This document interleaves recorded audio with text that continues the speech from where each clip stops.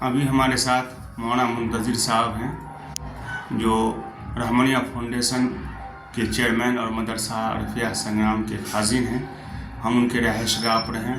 ابھی حال کے دنوں میں مولانا فیروز صاحب جو بینی پٹی کے باشندہ تھے ان کے ساتھ پولیس نے جو بربریت کے ساتھ جو پیٹا ہے اسی تعلق سے، چونکہ آپ کانگریس کے لیڈر بھی ہیں تو ہم مولانا سے جانتے ہیں کہ کیا موقف ہے اس سلسلے میں. مولانا بتلائیں، مولانا فیروز صاحب کے ساتھ حال کے دنوں میں جو پولیس کے ساتھ جو ان کو بربریت کے ساتھ ان کے ساتھ جو پیٹا ہے اس سلسلے میں تھوڑا سا آپ کا موقف کیا ہے بتائیں.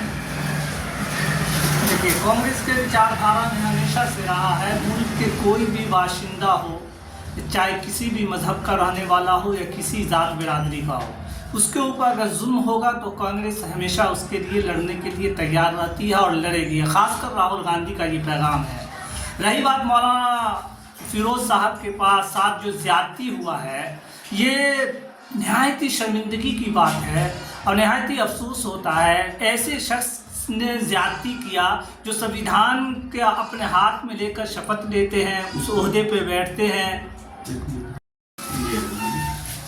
بہت افسوس ہوتا ہے اپنے ملک کے ان نوجوانوں پہ یا ان عہدیدارانوں پہ جو سنویدھان کا شپث لے کر عہدہ کو سنبھالتے ہیں، نہایت ہی اپنے ملک و ملت کے لیے قابل تعلیم حاصل کرتے ہیں، پھر اس گھٹیا حرکت کو دیتے ہیں جس سے دوسروں کے ساتھ زیادتی ہو، جس سے قانون کے خلاف ورزی ہو، جو سنویدھان کے خلاف ہو یا آپس میں نفرت پھیلانے میں یہ ایجنڈا کام آئے، ایسے کام کرتے ہیں. ایسے تو ملک کے اندر انہی کم ظرف اور کم سوچ والے لوگوں کی وجہ سے ملک و ملت ٹکڑوں میں بٹا جا رہا ہے اور ملک کا ہر چیز کمزور ہو رہا ہے، چاہے اس کا تعلق روزگار سے ہو یا ملک کی ترقی میں کسی بھی شعبے سے ہو. ہر شعبے میں کمزوری محسوس صرف اس لیے ہو رہا ہے کہ ملک میں نفرت پھیلایا جا رہا ہے. اگر ملک میں محبت کا ایجنڈا کو عام کر دیا جائے، مضبوط کر دیا جائے اور اس ایجنڈے کا سہارا لیا جائے تو انشاءاللہ ہمیں امید اور کامل یقین ہے کہ ملک امن و امان اور مضبوطی کی طرف گامزن ہو جائے گا. وہاں بینی پٹی میں جو معاملہ ہوا ہے اور جو پولیس ڈی ایس پی جو نئے ڈی ایس پی آئے تھے، پرشکشک ڈی ایس پی تھے اور ان کے اوپر کوئی کارروائی نہیں ہوئی ہے، تو اس سے ایسے لوگوں کو یہ ڈی ایس پی کہنا شرم کی بات ہے. مجھے تو ان کو ڈی ایس پی کہتے ہوئے شرم محسوس ہو رہی ہے کہ اتنے بڑے عہدے پہ جو سنویدھان کے دائرے میں اس عہدے کو سنبھالے ہیں اور اتنا گھٹیا حرکت کر رہے ہیں، اور پھر بھی ان سے ہی اندازہ لگا سکتا ہے کہ ہماری بہار سرکار کیا کر رہی ہے، اب بہار میں سرکار کیسے چل رہی ہے اور بہار میں آگے کیسے چلے گی. یہ جنتا کو سوچنا چاہیے کہ ایک ڈی ایس پی جو نہایت ہی ایک عام آدمی پہ ظلم و ستم بربریت کو عام کر رہا ہے اور ناانصافی کے ذریعے اور بالکل اس کو ناانصافی کے ذریعے اس کو مارتے ہیں، پیٹتے ہیں اور غلط رویہ اپناتے ہیں، صرف اس لیے کہ اس سنویدھان نے جو اختیارات آپ کو دیا تھا اس کو چیک ان کرنے کا، اسی سنویدھان نے اس کو بھی اختیارات دیا تھا آپ سے سوال کرنے کا. کیا ان کا سوال غلط تھا؟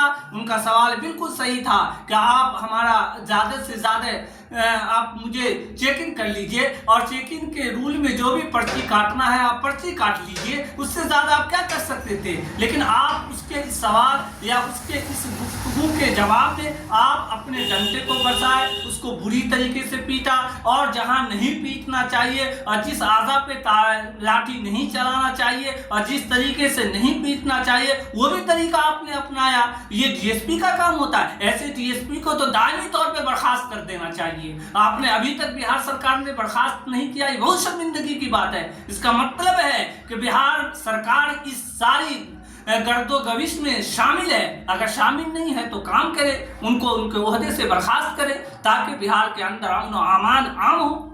کچھ مسلمان جو ہیں وہ جو ہے ایس پی سے ملے کل اور ان کو میڈل دیا کہ آپ نے جو ہے فوری طور پر معطل کر دیا.